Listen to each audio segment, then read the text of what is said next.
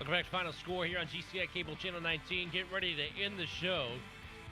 Let's recap the Major League Baseball scoreboard from yesterday. We start in Washington. The Baltimore Orioles taking down the Washington Nationals 8-2 yesterday in 11 innings. And also in 11 innings, the New York Mets come back from a one-run deficit in the bottom of the ninth, take it to extra innings, a win by a run, 4-3 over the Atlanta Braves.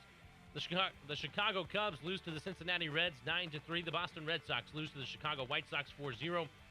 6-0 win for the Kansas City Royals over the Tampa Bay Rays. The New York Yankees win over the Cleveland Indians 5-3. The Texas Rangers lose to the Houston Astros 12-7. The Astros had 17 hits in that game, by the way. The Milwaukee Brewers lose by a run to the Philadelphia Phillies 3-2.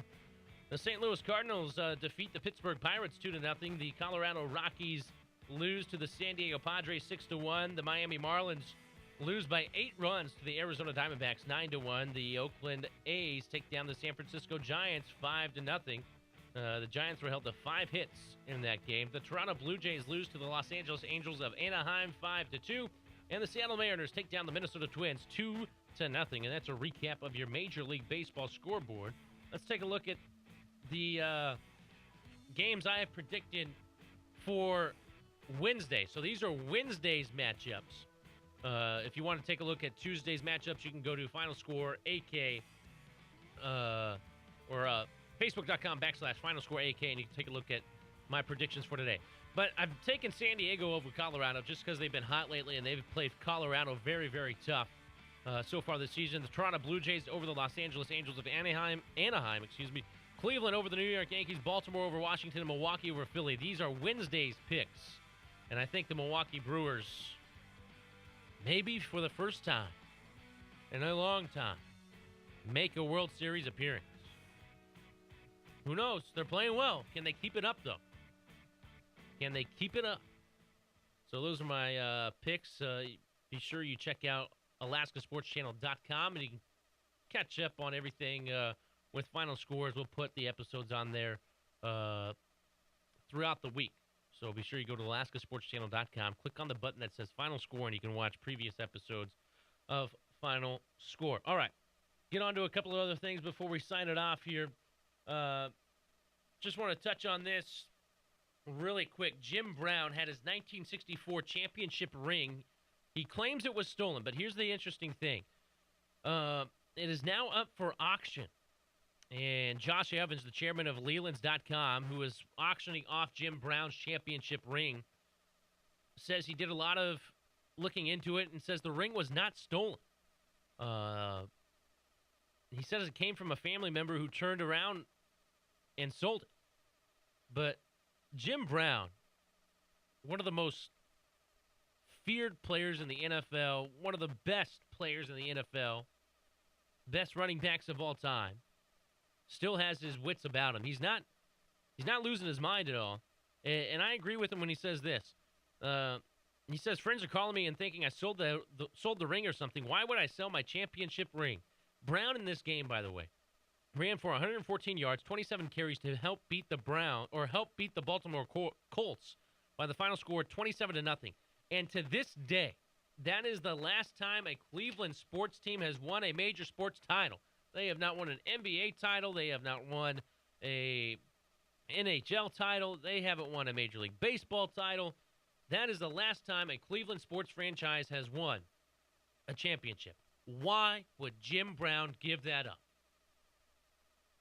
Why? I honestly think it was taken from him many years ago. It was stolen. I don't know why Jim Brown would lie about that. Why would Jim Brown want to give that to a family member? I think that means more to Jim Brown than it would any of his family members. He was a part of the last time a Cleveland sports team won a title. But apparently Josh Evans of this online auction company says it's not stolen. And he says it's a shame that Jim Brown has come to this conclusion that it was trying to get it back. I think it was. And by the time the police get involved and do some investigating, I think they're going to come to the conclusion that it was stolen. Now, the only thing that Jim Brown doesn't have going for him right now he said, Brown said he believed a police report was filed when it was first discovered that it was stolen. But a police report hasn't been surfaced yet anyway. Excuse me. So that's the only thing that Jim Brown has going against him right now, other than his, this guy that seems to think that Jim Brown's a liar. I don't think he is. Never met the guy, but I don't know why he would lie about that. But anyway, kind of interesting that Jim Brown trying to get his 1964 championship Cleveland Browns ring back. And hopefully, for me, for his sake, I hope he does. Anyway, all right.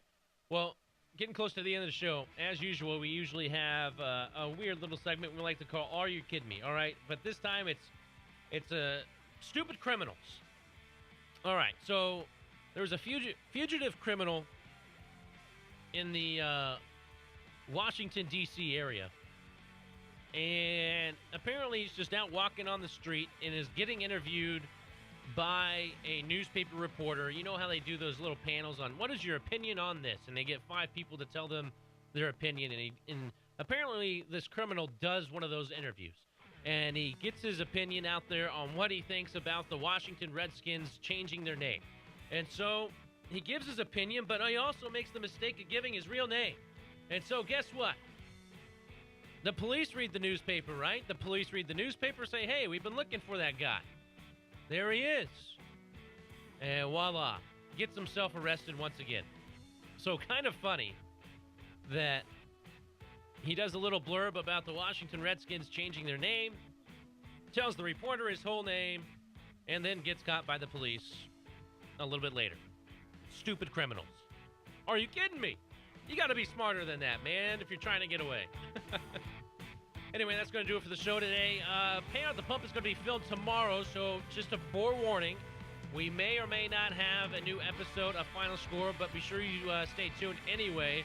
We'll probably replay this one if we don't air a new one tomorrow at 5 o'clock here on GCI Cable Channel 19. Thanks a lot to our producer, our great producer, Charles Steigelman, for putting the show together.